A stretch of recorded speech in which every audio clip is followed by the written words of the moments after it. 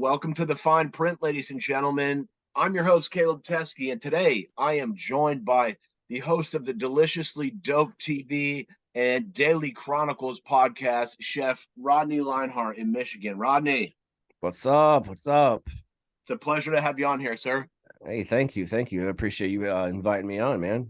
Yes, it's great to connect here. And as with all my guests, before we do anything serious, I was hoping you would share a 5-minute life story with us. Oh, how to contain such a thing in five I don't care. minutes? I mean, you can make it longer than that. That was just a clever title that I thought of. It's the best title ever. It's very catchy. I like that. Thank you. You're welcome. Always been behind the stove, always just been shoved in apron, at points and times in my life growing up. I did it because I wanted to. I did it because I had to, I've always cooked. I've always enjoyed film, just never had the time to practice because I was always working. And so you can get that perpetual, tautological circle of monotony there, if you will, ever so tedious as it is. How old are you now, Rodney? I'm 35 years old. Yeah, or 35 years young, however you would like to look at it. I feel like I have the body of a 70-year-old, but I digress. Growing up, food, film, dude, I was smoking weed too, so I was already doing all the shit. And literally, one day the pandemic hit.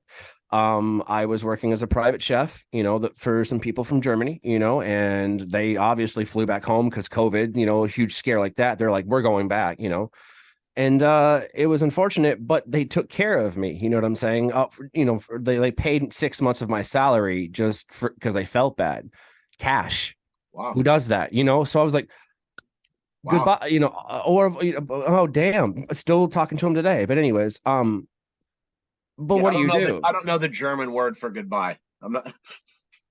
Neither do I. I'll be honest with you. I'm not gonna lie to you. They spoke very good English. I could barely tell they were German. Oh yeah. I mean, They spoke German, obviously. I didn't pick up a lot of it. It's on me. Shai's cough, I know, is like shithead. That was my favorite. You know what I mean? So, they love me though. But the grandpa would be like, "Come here, Shai's cough," and I'm like, "What the fuck does that mean?" One day, and they're like, "Well, it's not food." And I'm like, "I get that," and they thought that was the funniest joke ever. So they were just very shithead the whole time. Yeah, well, the grandfather was. So he reminded me of like a very like Stalin version of Red Foreman, Look, anyway, great guy though. I joke. I don't know if he'll see this. He doesn't really. I hope he does. Dude, I haven't talked to him in over a year, man. That I wasn't that close to him, but like anyway, pandemic hit, and I was like, hey, I'm doing all of this shit anyways. There's people out there doing worse shit that I wouldn't let it kind of fall through the cracks, if you will. And so I don't know. I just kept judging people's shit enough. You know what I mean? I was more of just like, that's dumb. That's stupid. Why would you ever do that? And so I was very toxic. I won't lie. But that was before like things in my life that I cared about were taken away from me. That was, I literally. What types of things? You care to name any of those things? I mean, insert your reason here, insert your empathy here and your sympathy here. It's not really, but jobs that I enjoyed were taken away. Drop of a hat. Cars that I enjoyed, can't own a house. You worked in the industry, you know exactly what I'm talking about. You think you're restaurant industry, 100%. Yeah. And it doesn't matter how much passion you have, you can only take so much anyway. And doing that. That's a great point, man. And I want to slip this in here because the service slip it industry, in. I want to slip it in with no lube. The service industry has really sucked the life out of me. Or you gave it a little lube. But it does feel like that. Like no matter how hard you work, it doesn't make a difference sometimes, and even if you come to work every day and grind, like sometimes it feels like at the end of the day, just none of that shit matters, which is really frustrating when you're somebody who, really pours yourself into your work. Mm-hmm. I mean, and that's the thing. So I looked at it and smoking weed, I was smoking a joint, literally as per usual, my girlfriend, love her to death. been pining over this woman since fucking high school. I never had the balls to say anything. And then finally, when everything was taken from me in my life and I had nothing else left to lose, I was like, you know what? That is something I wanted to do all these years. And so I popped the question. Not that question. I was like, hey, you kind of want some of this? I mean, I'm 30 years old. I mean, I am a used car. Know that. You know what I'm saying? As soon as you take me off the fucking drive me out, I'm depreciating in value already. But the fact is, I mean, she liked what she saw, right? Obviously I wouldn't be talking about it. And it works out very well. She is much more patient than than I've ever met. When like I fuck up on something, she sees me like take that. She sees me deal with that. Are you guys married? Is that a ring? Not yet. Yeah, it is. It's just to ward off the hoes because they be thirsty. I'm joking, but here's the thing: we don't believe in marriage. I don't think that a union between two people should involve the government. Period. Okay. I think that if two men want to get married, fucking great. Two women, great. Two non-binary, great. I don't give a shit who you are. If you are a tax-paying fucking citizen, you see what I'm saying, and you got to deal with the shit and get married. I don't give a fuck. Okay, animals. Let's I don't know. Let's not involve PETA just yet. Yeah, but okay? I'm with you. I think Right. It's weird that the government gets involved Correct. in relationships like Correct. that. And to further incentivize you, they give you tax benefits. Hell, you're lifted up in status, if you will. So that's a whole different thing. I wear this to remind myself. Not that I need reminding. I mean, it's my life now. But it's at one point in time, I did want to get married. Who didn't? I'm not going to lie to you. And so that was something that I achieved. I overcame the whole idea and concept of marriage. Plus, here's the thing. Did you know that if you live with somebody together for like 7 years, that's a common law marriage? Huh. So then what's the point? You know what I mean? So it's close. I think I'm getting close to that with. Yeah. That's the thing. Okay. Oh, well, check your state statutes. I just know in the state of Michigan, you live with them 7 years, you file your taxes together. For all intents and purposes, you are married. Common law marriage, it would say that you're marriage, and they have to acknowledge that as a marriage. It's fucking interesting. Why aren't we doing that? You know what I mean? Anyway, my point. No, I wear it for myself. I normally usually paint my and this is getting into shit that people don't know because I'm fucking weird. I used to paint both of my thumbnails. I've let it grow back because I just chipped it off because the fucking black paint that I use is really, really good. Apparently, I don't know anything about it. It's just I had 2 friends pass away, so it's like kind of cool. You know what I mean? It reminds me of them. So, and then like the tattoos and the emotional meanings and all of that stuff, and then you just pack that with the fucking just mental bullshit that I went through growing up. Like, I'm not saying I had it bad. That's not what I'm saying. Don't get it twisted. What type of mental bullshit? What would you say you went through growing up? I mean, anxiety, depression, suicidal tendencies, suicidal thoughts, anger management, ADHD. There's 2 of them, and ADD. I mean, it's holy shit. Right, there's a ticking fucking time bomb. And then when you add in like hormones and rejection and scrutiny and stress of being a cook, and then having like 0 to no actual family stability or life, you know what I mean? You're left with a kid that, for all intents and purposes, it's lights out. Do you not have a that family support, Rodney? No. I've long since walked away from that. I mean, I'm sorry to hear that, man. Listen, I'm not sorry, and I don't want you to be sorry. With all due respect, because here's the thing: but just I made that decision. To have that support, right? Important, regardless of and even in some toxic situations, right? Like where it's like, hey, at least they were there, or something like that. But yeah. Well, here's the thing. Sorry to interrupt you. You're fine. And I don't say that for all of my family. Okay. So let me make sure that I'm taking all accountability for what I say and making sure we semantically look at it correctly. That is important. We break down everything nowadays. That's only one more thing. It's only fair because there's a lot of my family I love, y'all. They know who they are. You know what I'm saying? We have a relationship because we talk. Might not be every day, but we talk, right? They know where it's at. They know where my head's at. They know where they at. We're cool. All right. At the same time, there's family that I don't talk to, obviously, and those people know who they are. So to say that I walked away from everybody, that is untrue. That's not what I meant. However, for the most part, the people that I should have relied on for support almost directly, not indirect, almost directly, those people I've walked away from. You know what I'm saying? So you're taking like the biggest brick of your foundation and moving it. You know what I mean? That's kind of rough. And so with that, you're going to stem all kinds of, PTSD, if not unresolved trauma, undiagnosed ADHD. I mean, I can lament on ad nauseum about the mental health fucking hurricane that actually is. Instead, I've decided to fucking, I mean, I could, but here's the thing, like, well, fuck it. All right. I mean, yeah, please go ahead, dude. We got 2 hours here, Rodney.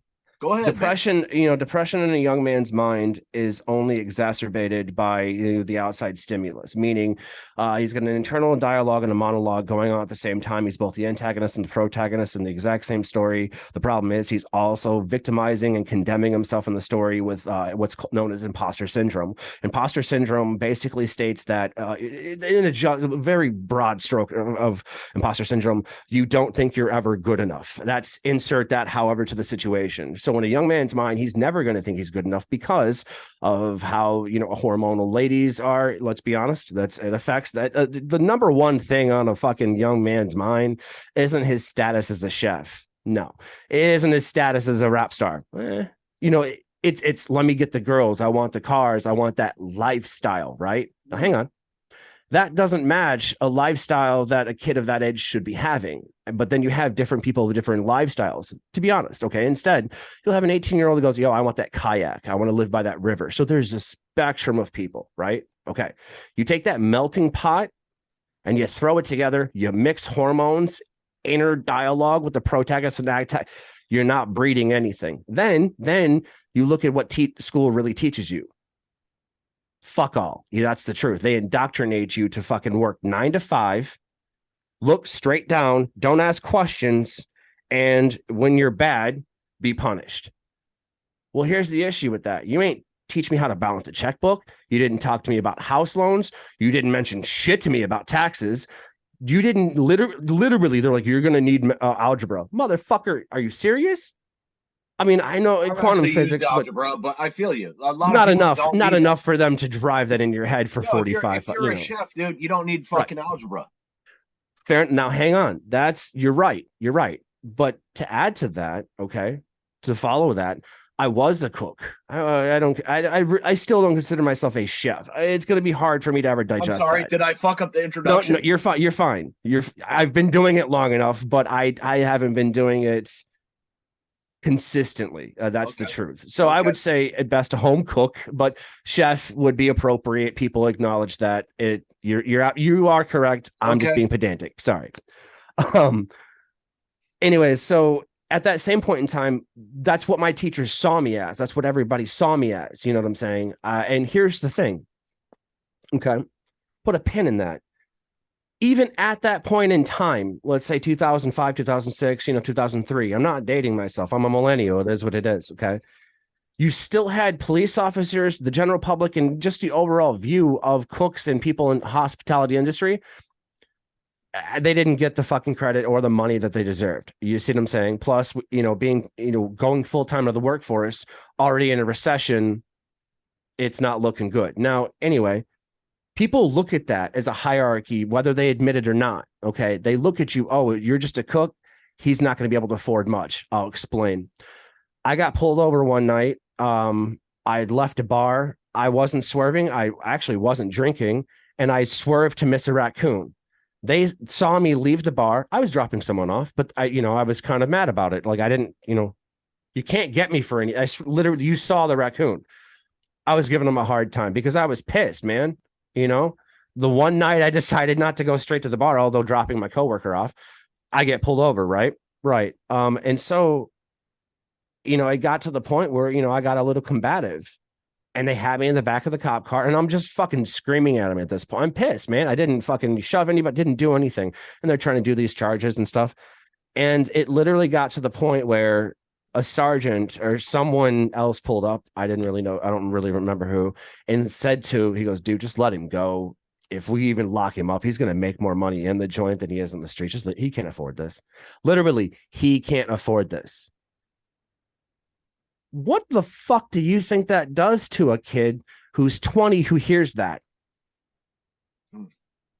20. Okay. That was when you were 20. I was 20. Now, I'm not saying that I was a fucking, pincushion for all of the shit, but I'm saying that it did happen to me, All right, cool. No big deal.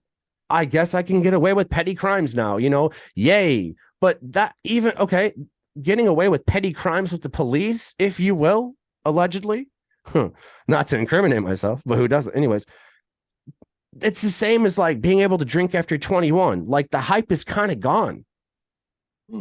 At this point, you're like, yay, I got like 6 more years at best that I can fucking drink until this liver is riddled with holes. You know what I mean? Type of thing. I jest, but my point, look at the structure of that. That's indoctrinated, and so I've really kind of just been outside of the fucking box, really, really more of a rectangle curve in my mind, but I don't know, man. I've just been on the fringe of stuff. And I thought bringing that into the present, not to fucking lament on about, a 5-minute life history. Sorry, that's. No, dude. That's why I love when a 5-minute life story turns into half an hour. That's my favorite shit. So please. But no, it's, to kind of, wrap it up in a neat little bow. I took all of that, and kind of, I'm sinking it into a book. Because my mom did own a restaurant. That's the thing. I did work. That is all true. I don't care Michigan? what. Yeah. No, it was in Tennessee, and that's part cool. of the book. Yeah. So a lot of Southern cooking background. My family will my Southern family. They know who they are. Will say that my mom's chicken and dumplings. You can't beat them. They don't realize that this woman showed me how to do that. So if she showed. All right, I'm just enjoy the chicken and dumplings is where we're gonna put that. But I do include that in my book. That's where it starts, man. And so I bring it back there to Michigan. And honestly, it's just a book for people to listen. If one person reads it, I succeed. That's the intention. It seems like most people that end up in a kitchen have some type of family. It's like deep-rooted family connections. Yeah. To it's the culture. Cooking. Yeah. It's the culture. Think about it. Okay. When you're going to a new job and you're like, yo, they're going to be like, yeah, as part of our family. All right. Time out. Right before you have service, the chef, the sous chef, whoever cooks a family meal, right? Family's already integrated because the family sits, excuse me, that fucking dab got me early. The family sits at the table. You know what I'm saying? That's the idea. So yeah, I guess so. But that family idea has become toxic, much like the family concept, as a whole nucleated event in America has become toxic. I mean, think about it. If you spoil one, you spoil the rest, correct? Because here's the thing. When you're at work and you're at the kitchen, you act like a family. But hang on, you go home to your real family or you don't go home to your real family. So the scrutiny put on the industry in itself, you see what I'm saying, has affected the nucleated family at home. You see what I'm saying? I mean, divorce is a norm now. Men and women don't want to have kids. Like it's a thing. Irregularity of your schedule when you're in that industry well, seems to certainly put a lot of stress on a relationship. And here's the thing. So hang on. If let's say chefs were compensated like, let's say, I don't know, fucking, let's say $100,000 a year minimum. All right, that's not. That's actually not that much money. As the bartenders. Thank you. Right. And that's a chef, man. Creative control. You're making 100K a year. You still can't afford shit. Then at the same time, they would, one would assume that, well, if I'm able to pay for this and pay for that, and everything's covered on the outside of home, well, they have nothing to bitch about. Why are they complaining? I'm the one sacrificing my time. That's the point. Time's a higher commodity that should be shared among your family. Don't let a family. Number one commodity. Exactly. It's the highest currency you got. Now, here's the thing. Imagine having to sacrifice time and hurt yourself emotionally, knowing that you're not being paid enough or you don't have health benefits and that you could lose your job tomorrow. And if you lose your job tomorrow, you lose custody of your kids. Your wife is going to divorce you. You lose your house. You lose your dog. Everything that you have built through your passion and drive, you could lose tomorrow and no one would give a shit. And so you kind of have to kiss a little ass when you work in restaurants. From my personal experience, because and you're absolutely right, dude. Yeah. Like you can be fired, especially bartenders, dude. Like I feel Yep. like cooks are a little slightly less expendable than bartenders, but A they'll good fire you cook. in a fucking A good second, cook. man. They Yeah. don't they don't give a shit. Which is wild because those are the people that make restaurants go round, Yeah, in my exactly. opinion. Hmm. It's the Mm. heartbeat. It is a machine. It's a well-oiled machine. Let's face it. For example, I'm just going to sum it up in a line from my book. We all say behind and heard at the same time. We say it the same way Yeah. for the same reason. Yeah. We all fuck that up. They're not going to like that. Anyways, we do it for the same reason. It's the culture. You see what I'm saying? And that's the truth. The same as weed, same as literally anything out there. NASCAR is a culture. When someone says Wrestling is a herd, I'm culture. like, you work in a restaurant, right? Mm-hmm. Yeah, Mm-hmm. yeah. They're like, yes. Yeah. How did you know? I speak Kitchenese, bitch. So yeah. Which the bitch is endearing there. We're not trying to, listen. When you are in a kitchen, and anyone who's ever worked in the industry can attest to this, and I don't care. Try and cancel me. I really don't. You would actually be doing me a favor if you canceled me. So come on. Yeah. The point is, I would right? go back there. I would go back as a bartender. I would Right. run back into the kitchen so that I could curse and scream and You would be met with a fuck run you and into the have a nice day. walk-in and just fucking like, Exactly. That's yeah. scream therapy. The point, if you jizz on it, you buy it. That's the truth. Remember that. I mean, I hate to be that disgusting. I've never jizzed on anything at work. We've had some people that have, you come in kind of loaded. Let's be honest. It's a line cook life. You got to be loaded because who the fuck would be doing this sober? Moving on. And I've done it sober. It's not fun. I was like, why the fuck am I doing this sober? Be honest. Were you drinking a lot, Rodney? Oh, heavily. Oh, it was bad. I was What do you literally like to drink?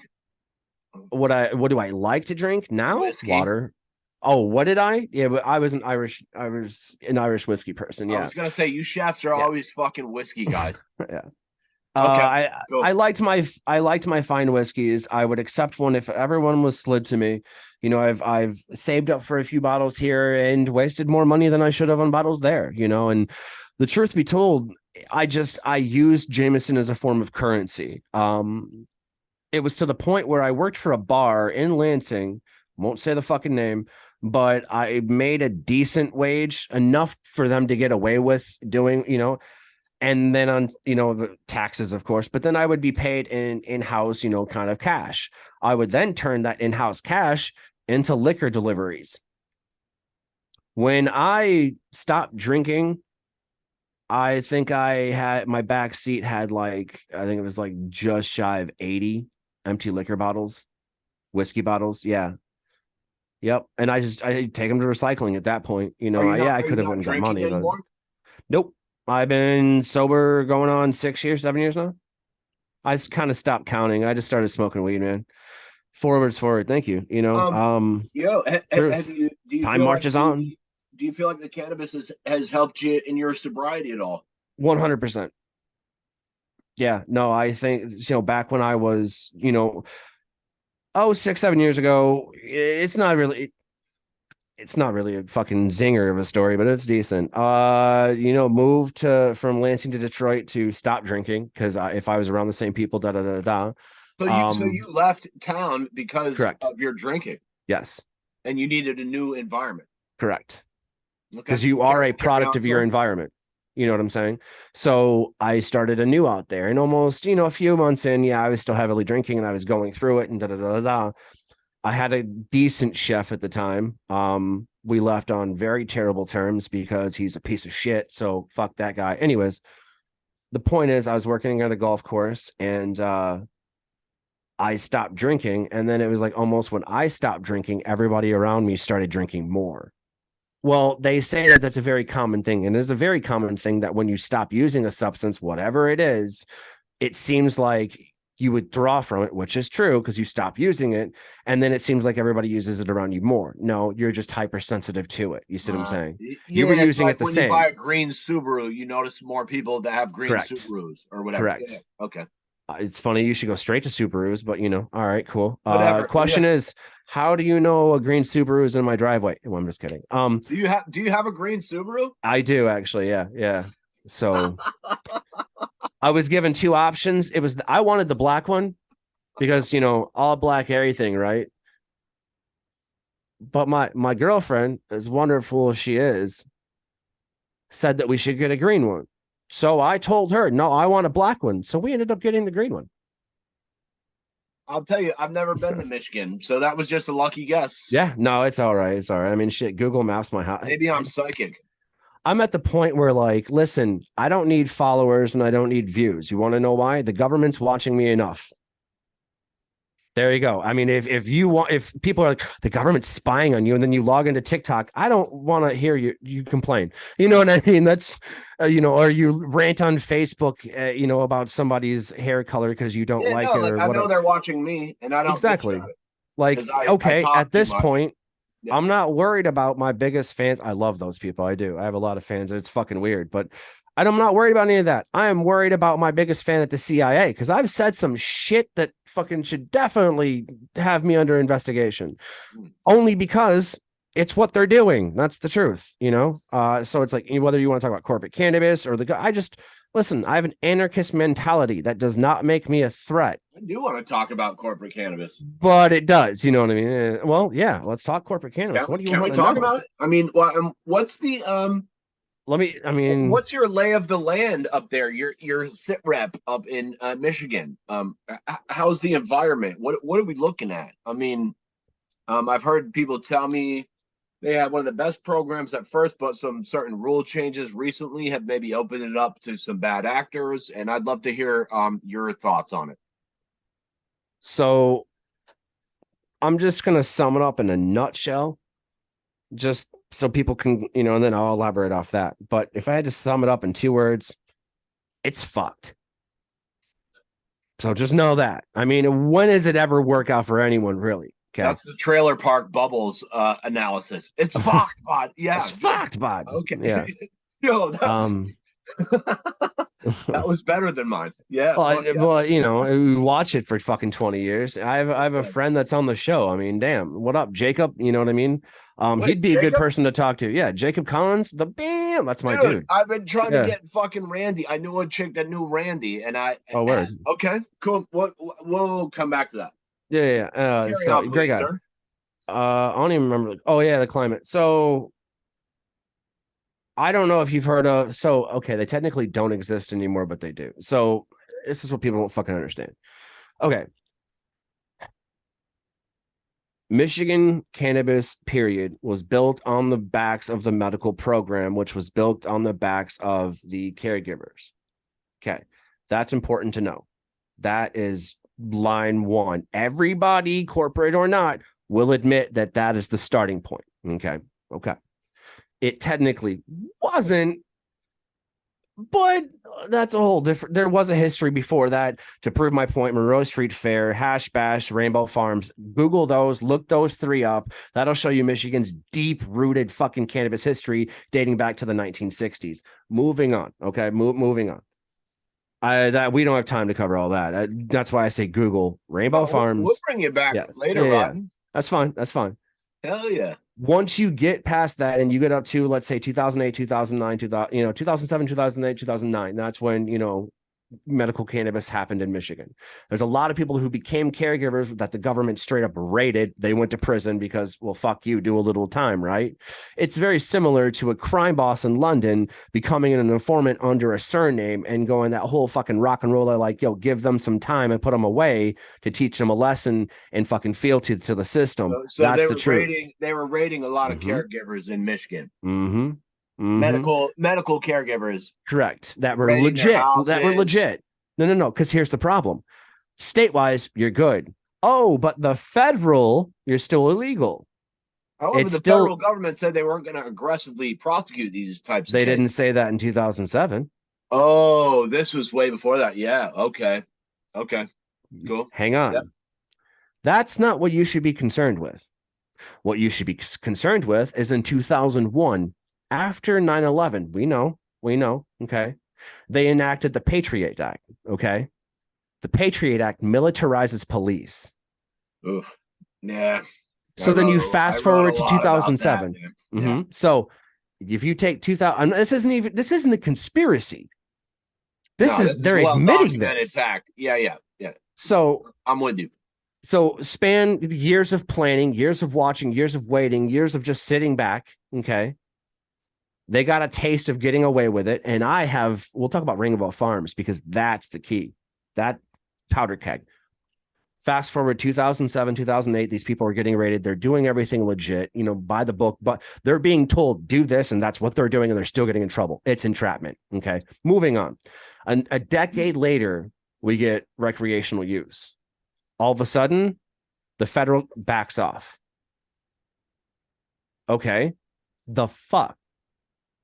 I can smoke a joint. There were for years, you could go to Ann Arbor. It was decriminalized. You just pay a fine, smoke a joint, no big deal. But a lot of stoners were like, yo, it's a trap. I mean, homeboy from Star Wars, it's a trap. You know what I mean? That's the truth. Admiral Akbar. Yeah, you get it. My point, or if you're dyslexic, it's a tarp. Either way, just know it's a bad thing. The point is, sorry, I love you, but sorry. My point, it wasn't worth driving 2 hours to, solidarity, free the weed, and then smoke a joint and then get hit with a fine. I mean, cops are making a killing, so much so that if you do it now, they'll take pictures with you. They'll be like, hey, our bad. Well, it kind of was, but I love how legal cannabis is in Michigan. I love being able to go to a dispensary. I don't, but I have the option to, and I have before, and I will if I want to. It's like fast food with a chef. You know what I'm saying? It happens. Deal with it. Are you still shopping black market? I can't confirm or deny that. Word up. I am. I know I am. And it's only because the prices are just so high here. And quality. I've seen some of the Michigan prices, and they look a little better than ours here in Vermont. But they're great. But here's the thing: flower is not where your money's at. That's still out of my price range, man. I mean, grow it yourself, which I do. Well, I have lots of friends. There you go. If you have lots of friends, you have lots of friends. I'm going to try growing weed here sometime. You should. I've met so many people in the last year that have given me pointers and tips, and yeah. So there's more there's like more grams of protein in a weed leaf than there is broccoli you can get at the store. Huh. I think it's like literally like maybe 1 or 2 grams. I think broccoli has like 8 or 9 or 10, and I think that the weed leaf has like 13 or 14. Huh. Okay. But it's noticeable difference. I haven't heard that. So do you eat salads? I do. You should definitely be vegetable head, man. I love. So you should definitely be taking the fan leaves and washing them off as you would with your lettuce, as you should, and then putting them in your salads and eating them. Adds a crunch that's undeniably a mouthfeel and a complexity to taste and flavor and a depth of eating your earth. It's a whole different story. Okay, yeah. Cool. So we've done about 40 minutes here. Can we talk a little bit? I'd love to talk to you about Deliciously Dope TV. Yeah. And also the Daily CHRONICLez. Maybe we should start with the Deliciously Dope TV because you sent me an episode at remind me the name of the farm again. That was Grasshopper Farms. Grasshopper. No, I was gonna say Butterfly. It was okay. Excuse me. No, you're correct. It was Grasshopper Farms. You're right. Yeah. Because there's right down the road from them is Dragonfly Farm, so it's like in this insect row of weed things. So it's I get them confused. Where is that farm, Dragonfly or something? Where is it? Jones? It's like Southeast Michigan. Cool. And they seem like really nice people. How did you go about setting up that episode? I believe you said like it's a pretty time consuming process to go ahead and try to drive up there and film one of those for an episode. Right. Yeah. So before I continue, I do have to say that I no longer have any association with Grasshopper Farms. It just didn't work out, so they inevitably went full corporate on a caregiver's story and background. So, and I don't blame them for that. That's just not something that I agree with. So we did part ways. However, we were able to come together for this event. It was a great event. I think it went off very well. I haven't heard of anybody else doing it. If they did, whatever, but we were one of the first, let's admit that, Will Bowden and his team are a great team. I just, can no longer support the corporate decision. And I'm sure that they'll respect that, at the same time, it did take time. I will say that the entire story was serendipitous at most. At the same time, we made the most of it, right? So I get invited to an event a couple hours north. I wasn't really doing events at that time. I mean, I wanted to. This was my start. This is like my exposure to people outside of my house, right? Because COVID. That was terrible. Anyways, Yeah, I go to this expo, representing you're a doing great. magazine. You're I fine. appreciate it. Yeah. There's only so much media training a person can handle, right? At one point in time. So I was writing for Pigfish magazine at the time, just slapping words on paper and sending them to him. My grammatical, nothing. Don't read those. You know what I mean? They're embarrassing. It was bad. Um, So you did some writing. yeah. I got some published things, but they're not good. So, um, so it's kind I of cool to be admire your published, but honesty. hey, listen, let's just say I was in the middle of my, self-initiated hubris into entrepreneurship. Let's just say that.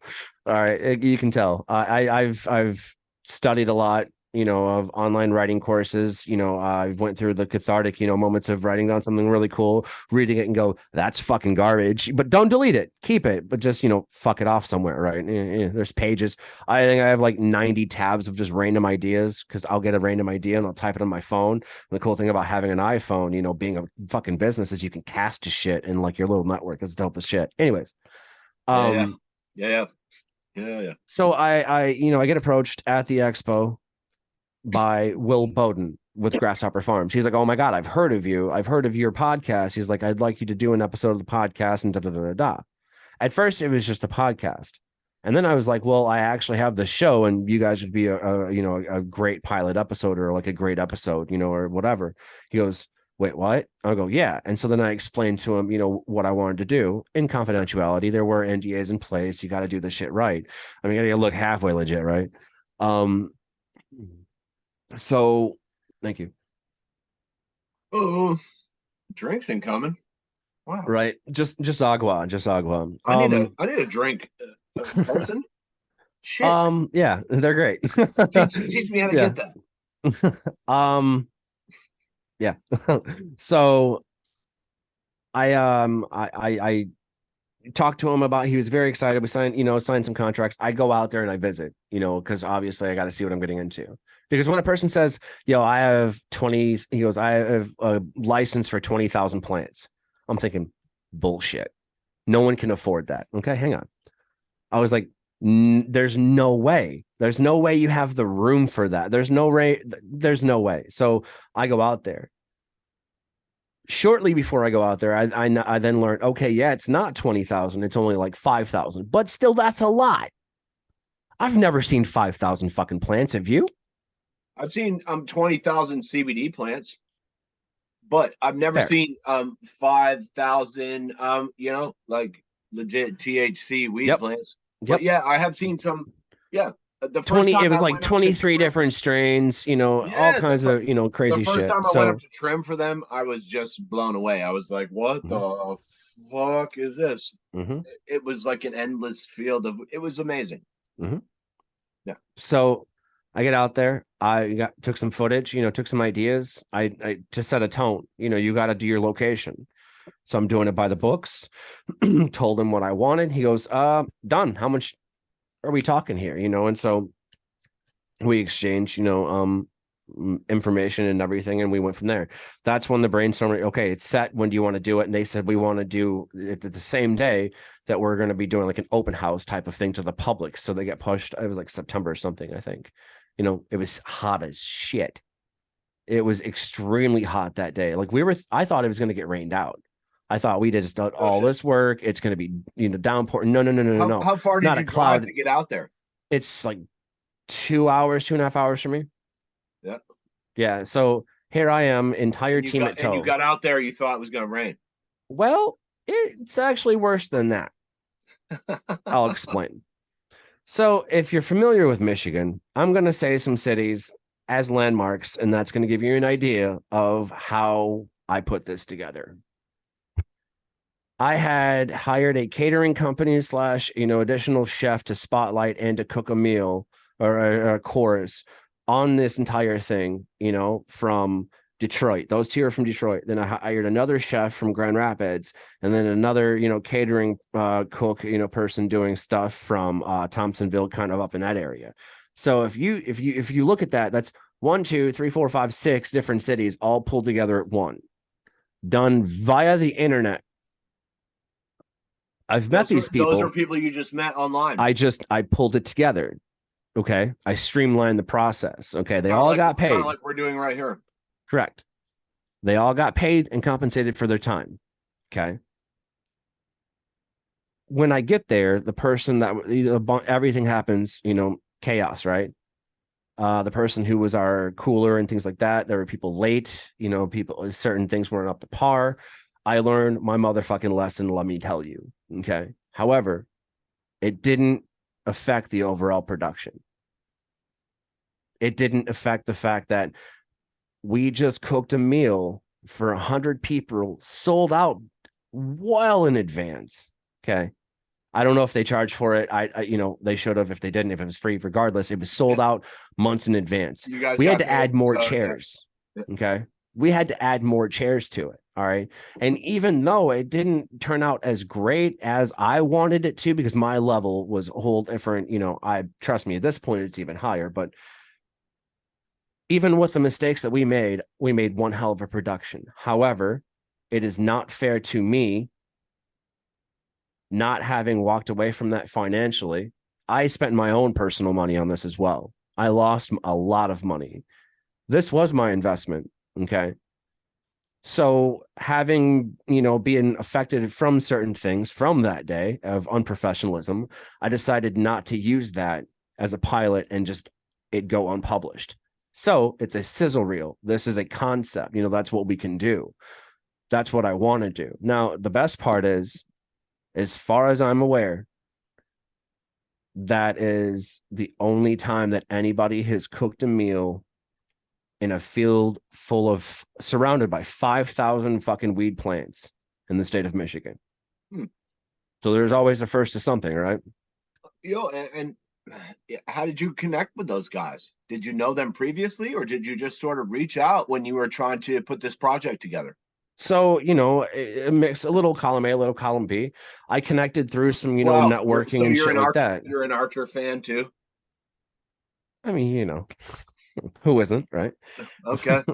But, phrasing is definitely a word that, little column A, little column B is some Archer shit. Okay. It is. I was just checking. Listen, I'm not saying take life lessons from the guy, but, watch him and see what not to do. His first name's Sterling. There's a reason. Oh, one of my best friends growing up was named Sterling, and there's a reason we also watch him for things not to do. So, I'm surrounded in this new industry by these people I'm beginning to trust, because I'm trusting them at their word, man. I hate it, but like, that's what I would want people to do to me, trust me until I, give you a reason not to. And if I allegedly give you a reason not to, confront me first, because maybe it's just a miscommunication. That is the truth. And more often than not, you'll find that that's the truth. It's you just didn't know, or whatever have you, right? Yeah, and so at that time, there were certain things being said, certain things being done. I saw the anticipation and the hunger in these certain people's eyes. Okay. Now, I'm not saying everybody in that production or in the publication or anything like that was terrible. Again, I'm not saying that. And the good people know who they are. They know where it went and things of that nature. At the same time, they also know why I can't do it with those individuals or do it that exact same way anymore. The production team, fucking great. Fucking professional as hell, knew exactly what I wanted, helped me with the translations. I didn't know what some of these words mean. I walked in going, pan that way, pan that way, pan that way. They're like, you're going to stop that right now. You know what I mean? And so real quick on the fly, if you will, another kitchen term, I learned what certain shots were, I learned how mouth and let the professionals do it. Exactly. Let rock stars be rock stars. Yo, straight up. Yep. That's the truth, and learning how to film certain things. And I watched the episode of the Grasshopper Farm, and thank you. Boy, some really lovely shots there. But it takes years to sort of develop the eye and the talent to to get those kind of shots and to figure out how to condense, because I bet you guys were out there for fucking 5 or 6 hours and that was a 15-minute video. No, it was a full day, and a full day is 12 hours. So you were out there for longer than I Yeah. thought. And then when you count, the travel time back and forth, because I don't live there. How long did you drive out there? It's 2.5 hours. So 5 round trip. Round trip, yeah. And so and then a whole day of shooting. Correct. Yeah. And then the pre-planning. Think about it. Preparation's 90%. That wouldn't as looked. Okay, so on a scale from 1 to 10, I'm gonna be honest. I've critiqued it myself because I'm my own fucking worst enemy and highest judge. Right. Yeah. That's like a good solid 8.5 out of 10. Okay. And I'm saying that's how I critique that. That is what I worked for. I'm good with that. A B+, all right, cool. Right. So it's, if that's a B+, if not, whatever, I don't give a shit, whatever academically you got to do, but 8.5 out of 10, I'll take it. Fair enough. Fuck it. No, I'm good with it. It was really well done, I thought. Thank you. I think it could have been great. I think that, if everything would have worked out, I think that it would have gained traction like that. Here's the fucked up part. What could have gone better during that production? Oh, there's a few shots that I would have changed. A few shots that I would have definitely included. I can't speak on anything that I can't control. So let me say that right now. And I was just curious, like, what you think could have bumped that up a notch? Yeah, you're that's fine. I just want to make sure that the way that people and I'm not trying to shit on your camera guys because they did a great job. No, not them. Not them. The people there were certain people that I had involved that weren't with the actual production. They were with the production, don't get me wrong, but they weren't filming. Let's just leave it at that. Right. Certain people that I invited and things. Let's just put it this way.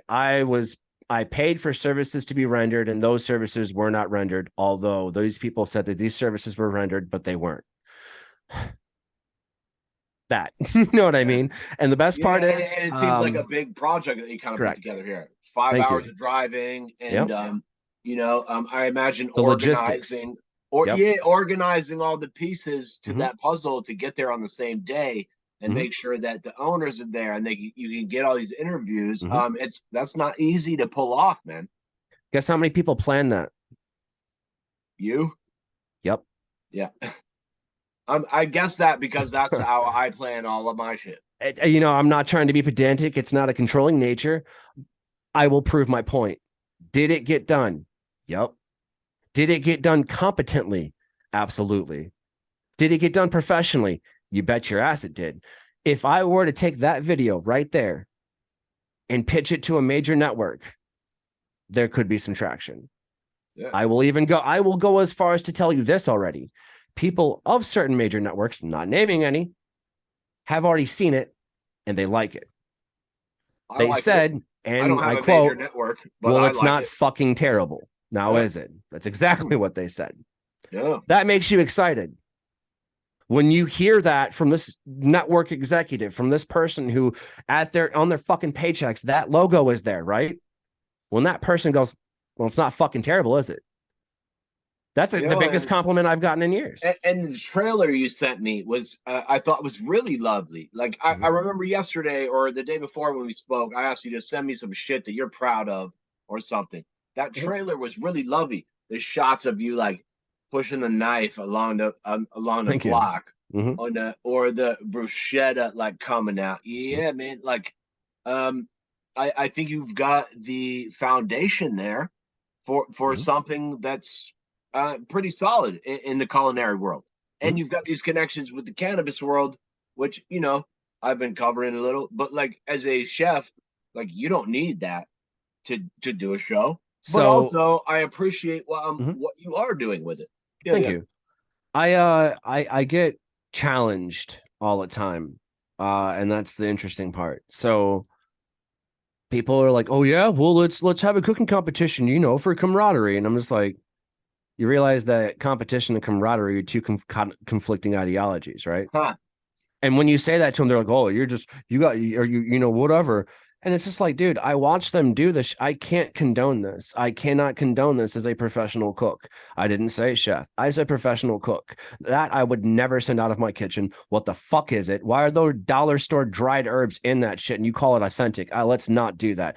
If you want a chef, the chef will come out. But that's the truth. Everybody has that fucking critiquing monster. I mean, hell, you judged me even before I opened my fucking mouth, didn't you? That's my point. So when you snap back like that, people shut down real quick. They're like, oh, you are an asshole. I'm not, though. You pushed me to a point and got a reaction you didn't like. That's the point. Okay. Fact is, we don't have to compete, for I've already won. I don't want to compete. Okay. If we do compete, let me ask you two questions. One, how would you celebrate if you did win? And number two, would you celebrate if I won? I don't think you would do the second, and that is the truth. So knowing that from these people, I'm just like, sorry, I'm going to have to decline, and then you get hit with these opportunities that aren't opportunities because they're like, yo, hey, let's take this exposure and da da da da. It's for the exposure. Yeah, but that doesn't pay my fucking mortgage, does it?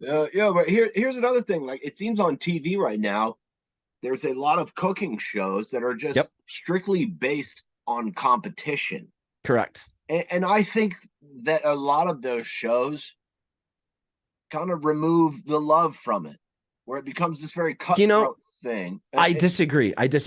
And here's why. Okay, go ahead. I disagree because it's the cutthroatness that's the issue. Okay. I'll explain with a very simple quote from a chef that anyone should know. That's Chef Marco Pierre White.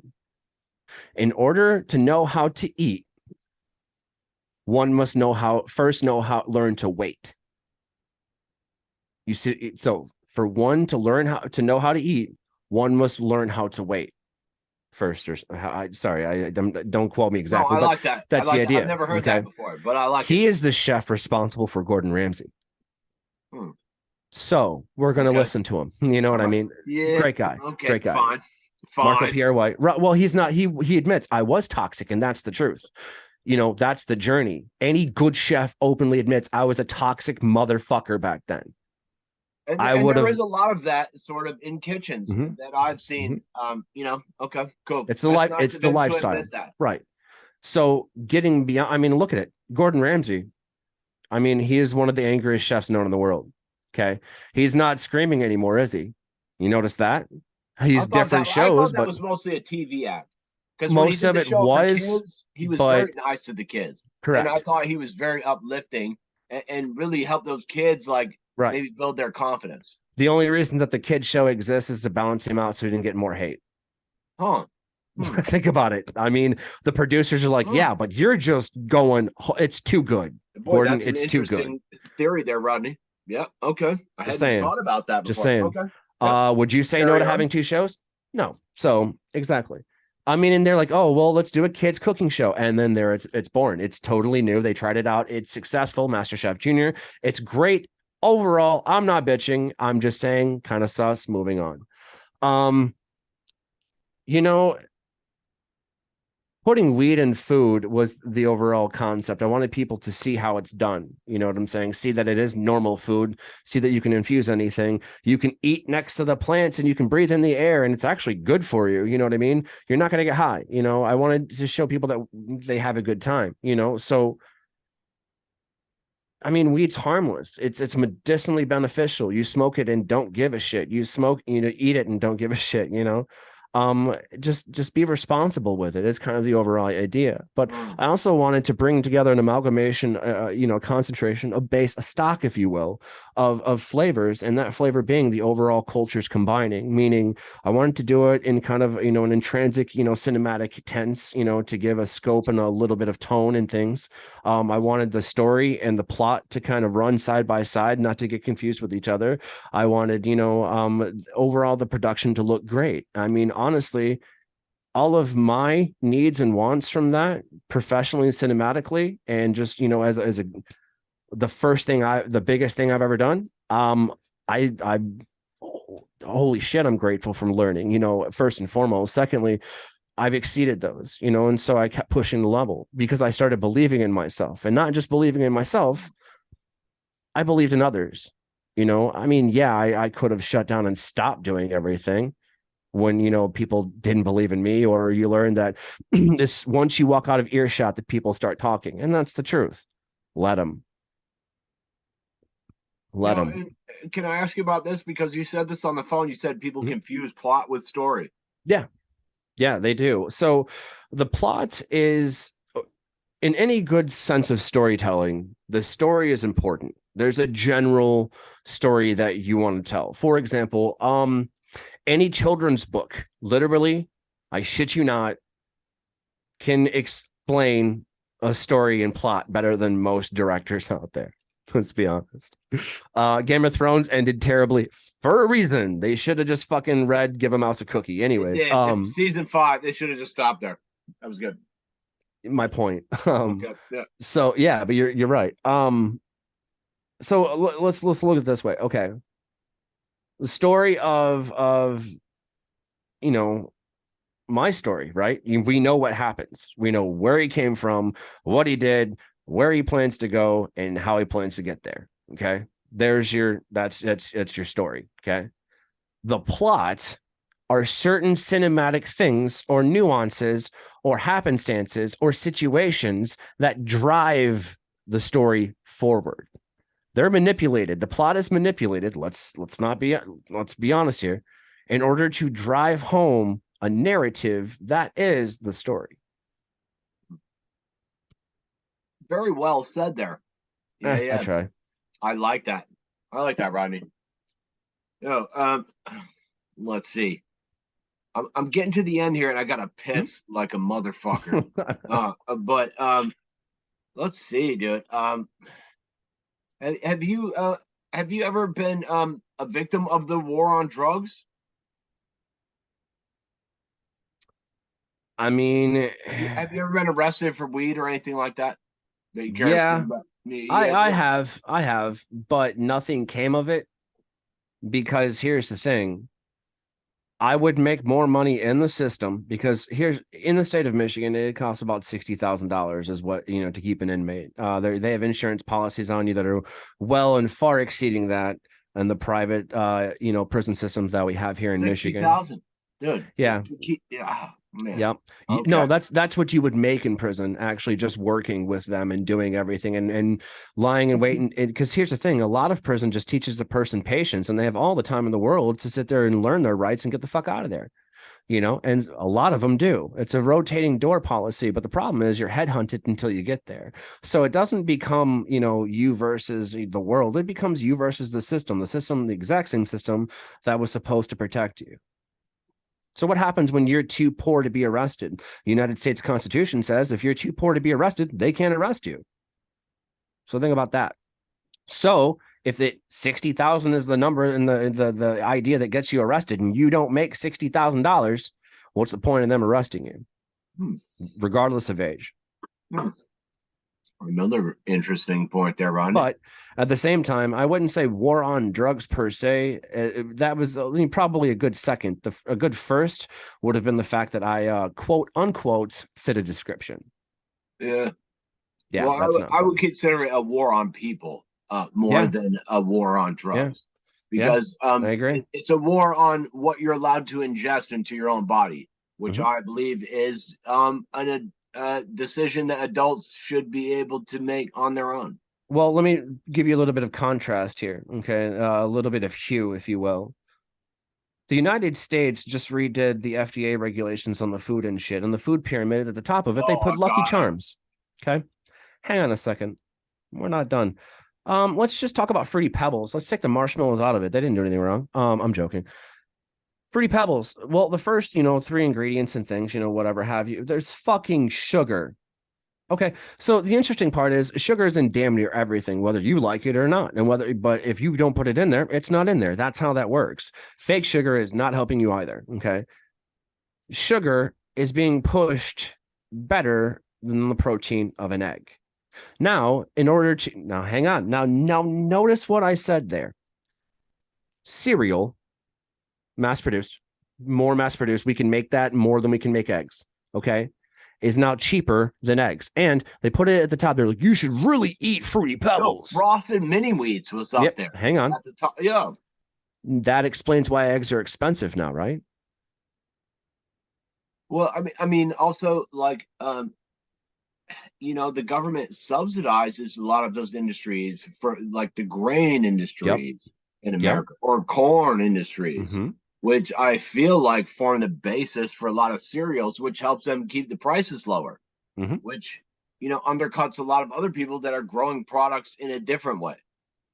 They said that there's, this flu wiping out all of these chickens and things of that nature.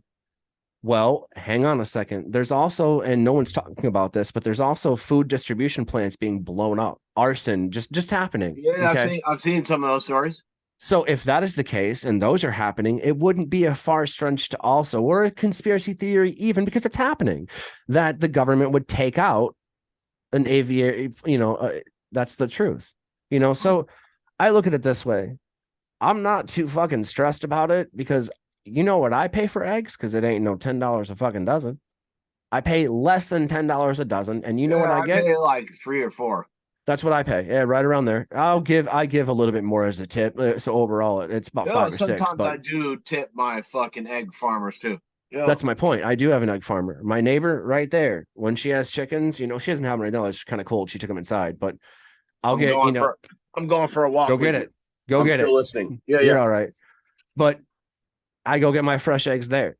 I buy them from the local CSA. I do the same with my meat. I know it's, farm to table as you can get. Now, the late great Anthony Bourdain said, "What the fuck do you mean farm to table? Where else am I fucking getting my food? A and B, where else am I serving it?" He's got a point, but people don't realize that. Whatever. You buy your shit from a CSA or a local farm, okay, and then while you're doing that, you also cook it for your own fucking table. All right. Restaurants should be doing this. Restaurants, if they don't have their own gardens and shit, I don't fucking trust them. That's the truth. Uh, Because you're eating the same remediated bullshit from Cisco and US Foods and all these other little yeah. food vendors. You see what I'm Is saying? Cisco is It's the Cisco same doing shit. remediation on some of their food products? I say remediated because it's like it's reheated. That's what I say. Oh, okay. Oh, I'm okay. speaking No, in tenses, but you're not yeah, wrong. Okay, cool. it's the truth. And so No, like you cook it and it should go straight from it's the fucking Cisco. stove. It's like Yeah. Cisco and Reinhardt. Okay. And you've also got US Foods, you got Lion Distribute. There's a shit ton of them. Okay. And You they're got well some other known. ones out Yeah. there. Yeah. There's a ton of What them. are the Right. names? What did you say again? It's Gordon Food Center, GFS. You got Cisco. You've got it's like Lion or something like that, I think. Then you've got Cisco. Oh, we already said that. Who else? Yep. There's a That's lot of okay. other vendors I that ain't do gonna like hold your feet to the niches. fire, but I was You're no, super you're good. curious You're to good. hear that. Fuck them. I don't Yep. give a shit. Yep. Cancel me. I don't care. No, Um, no, we're not you know, canceling anyone. I want to I know these know. people so I can look Well, into them. and well, they're not doing anything wrong. That's the problem, but they are. Okay. And No, hear me out. but the here's one thing that a guy said to me that I thought should be held in a high regard was when he was talking. We were talking about energy production, and he Mhm. said energy should be produced as close to the end user as possible. And Yes. I felt that same way about food. Hmm. Hmm. Any Yeah. thoughts on that? Yeah. Yeah. That you're Yeah. absolutely right. That is the true epitome of farm to table. For example, if you're not willing to go out and shoot a pig and at least be there for the butchery. I'm not saying you have to butcher it because if let's face it, you don't have to know that. But I would ask you to at least be hands-on or be present. Okay. Attempt to learn. That No. animal is sacrificing its life for you to eat fucking bacon. You heard? Yo, and I've seen. Yeah. Just appreciate it more. That's it. Now Yeah. that does go through. So I think that chefs, what if I told you? What if I told you that people one of the okay how to explain this, sorry. One of the most shocking things about chefs and cooks and people of the industry is the fact that we don't mind killing something and eating it. Okay. Now, we have discerned that piggies are very smart and intelligent animals, Yeah. and all these other animals we eat.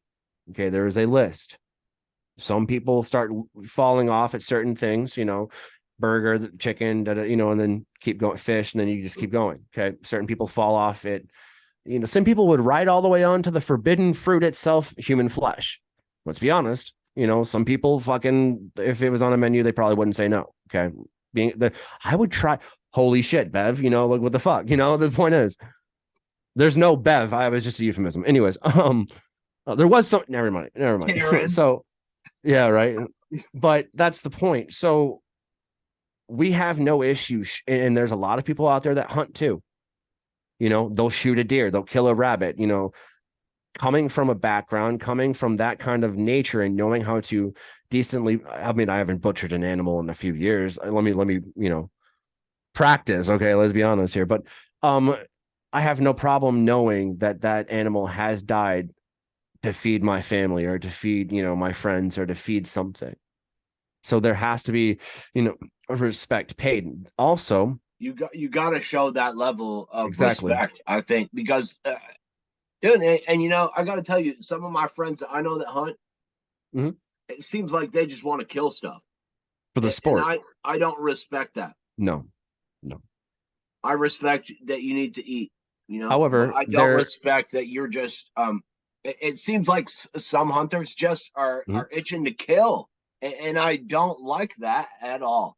I get it, and there's a rush. Anytime you shoot something, there's a rush. Now, yeah, well, that's my what question is this: killers say about killing something. That's where I was going with it, actually. So okay. I wasn't saying all chefs are serial killers, but no, I'm not either. Well, we know what murder feels like.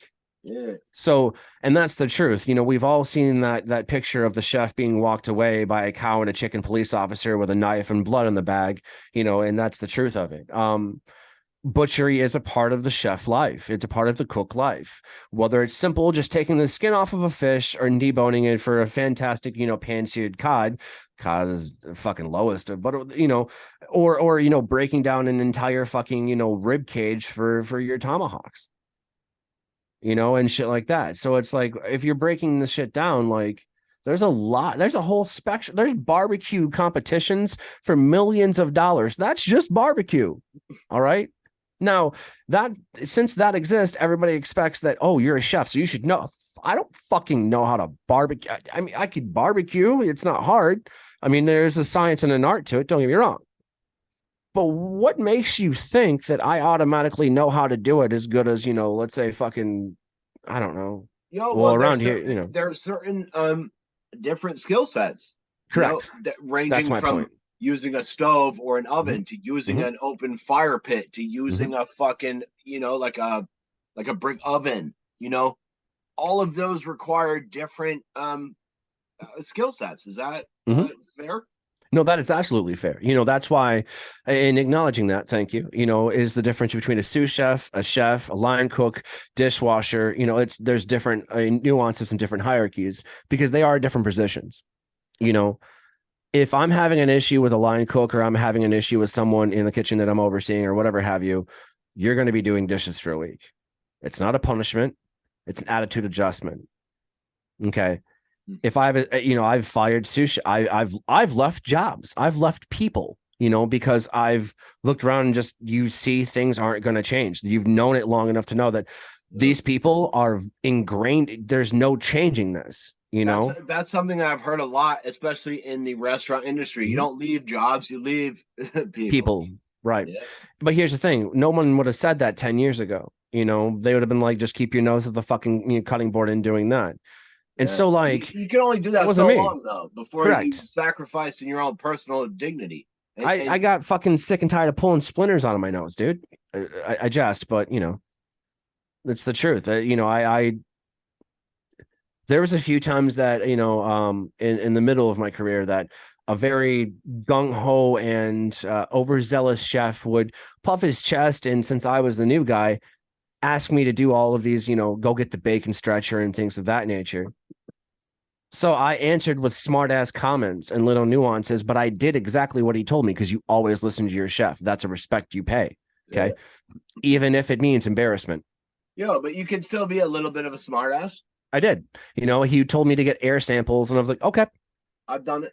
He made fun of me the entire time. That's fine. I wrote "fuck you" on the bag and handed it to him. He goes, "God damn it." Him and I know. I risked embarrassment from everybody else and I got ridicule from everybody else who was like, "Oh, you should have fucking known."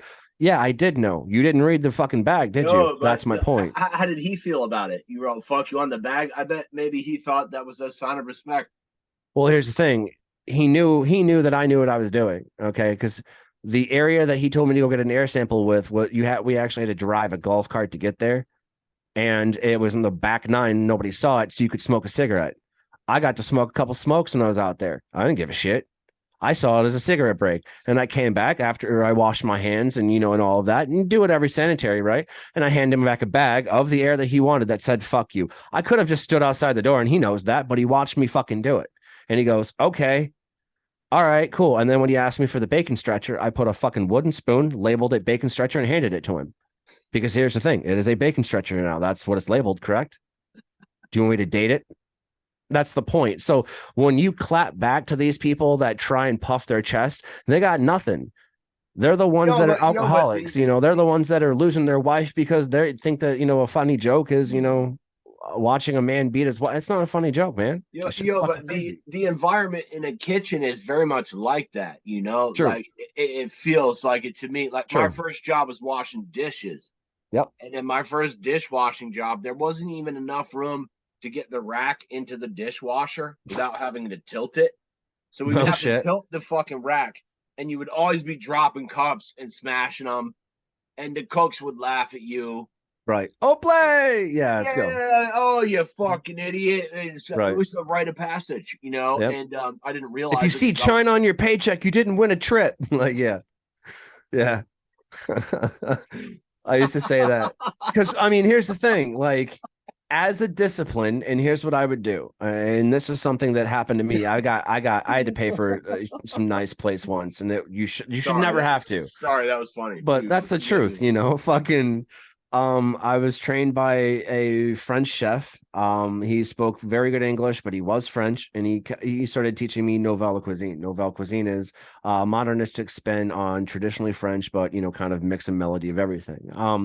It's commonly considered, along the same, I wouldn't say the monumental, monolithic, gastronomy, molecular gastronomy, but it's like it's in there, fine. Yeah. Basically, rebel without a cause. The point is, he taught me, he goes, one of the most important things you can do is respect your knife, respect your chef, and respect your plate. He goes, everything else will fall in place. But if you can respect those three things, that's going to mean a lot about you as a person. Because you may not like the plates, dishwasher, right? You may not like your knife and want a new one, line cook, and you may not like your chef. But eventually, you're going to become the chef, buying the knife you want, serving on the plates that you designed. That's the goal, right? That the goal is to sell out, isn't it? Name one motherfucking company or one band or one person where we're like, yo, man, you sold out. No, fuck you. I won. Because the goal is to work and bust your ass and then kind of either, sell it and retire. No one wants to continue doing this until they die. My friend called that, it wasn't selling out. It was buying in. Exactly. I remember the conversation. I wanted to make sure we included it. The point is, no one's ready for it yet because people are fucking stupid. I've said that time and time again, and I will adamantly stand by it. A person can be smart. That's fine. But people as a collective, as quickly infectious as they are, they never learn the lesson from the infection. This reminds me of an old George Carlin bit that I've heard. It was one of my favorite comics of all time. And one of the reasons that I got one of the greats stand-up comedy. And I believe he said something very similar in some of his stand-up routines. Yeah. Okay. As he should. So, I just wanted to check. No, that's and it very well could be. That's probably where I inherited it. Yeah. I'm gonna send it to you after this. You absolutely should. I appreciate that. But it's the truth. Rodney, go ahead. Finish up. Well, it's the truth of it though. Like I'm not. You can't be triggered by that. Most importantly, A, B. I was called stupid my entire life, man. You know what I mean? And here I am calling other people stupid. Because here's the thing, that make sense? You know what I mean? If I can understand that I was fully indoctrinated, for all intents and purposes, I was. You could just prove it. Let's not argue I've straw been man's fallacy stupid. here. I've been stupid lots of We all times. were. We all were. Dude, I You know. still do it now. I Mhm. don't want to say were because I feel like I'm still Mhm. being stupid sometimes currently. Right, but you're willing to pay the price, correct? I don't want to. Because I'm hang willing on, to. What I'm willing to do is committing to stop being as stupid that's not what I because asked. the price that I am paying for being stupid is more than I'd like to pay. Well, So that's I'd not what like I to. asked. No, I just Willing to don't. pay the price means, are you willing to fail? Are you willing to be Oh, wrong? failure is something I've done Right. lots of times, and I'm down for that. The people that are stupid, hear me out. The people that are stupid aren't even willing to fail, my guy. You see what I'm Okay. saying? They're the ones going, yeah, but okay. Let me. The people that are stupid are the foodies, my guy, not the enthusiasts, not the people who are trying to cook to learn these things because they have a passion. They may not want to be a chef or a cook commercially, but they're at home cooking this shit. The Martha fucking Stewart's, you got to give her. She's got the street cred. She went to prison, I did she like not? Martha Stewart. All right. My point. She's an enthusiast. There's a difference than an enthusiast and a foodie. Watch the menu. Mm. What they do to foodies only emphasizes my point. It literally illustrates my point. Mm. You'll know who it is. Watch the menu. If you watch Okay. that, it will explain everything. Okay. Cool. It's brilliant. Rodney, I'm out of shit. I want to tell you that right now, and I always do this at the end. I say, "Thanks, Rodney. Thanks for your time, man. This has been a pleasure, and I appreciate you sharing everything with us. If there's anything we Absolutely. missed or any shameless shout outs or plugs that you'd like to give, now is the time. And I got like 2 interviews backed up before yours, so this will be up in a couple of days. But I Okay. want to thank you so much for your time, Yeah. man. This has been a pleasure, man. Thank Yeah. you so Thanks for much. having me. I mean, obviously, check the shit out. Deliciously dope. Sorry, Journey in the World of Culinary and Cannabis coming soon, on all social medias, I guess, including TikTok. I don't want to do that, but it's coming. Not that it just, TikTok is TikTok, but yeah, man, deliciously dope. Daily Chronicles. I'm on every week, Friday, 7 p.m. I go live and bring the episode to you. The episodes are pre-recorded, but tune in, leave some comments, leave some likes, favorite, subscribe, all that, social media hoopla. I'm still getting used to social media, honestly. I mean, I'm on Hey, Facebook, Instagram. If you go and look, you'll find me. Quick Google will point you in the right direction. I used to have a website. Someone stole that, so fuck it. I don't really need them. I got a link tree thing. That's on my Instagram, I think. It's there somewhere. I don't know. I smoke weed. very good. I Yeah. mean, Rodney Lienhart, Mhm. deliciously dope. Daily Chronicles. Thank you so much for your time, man. Appreciate you, man. It's been a pleasure. Mhm. We'll get this up as soon as we can. All right. Peace, y'all. Thank you so much.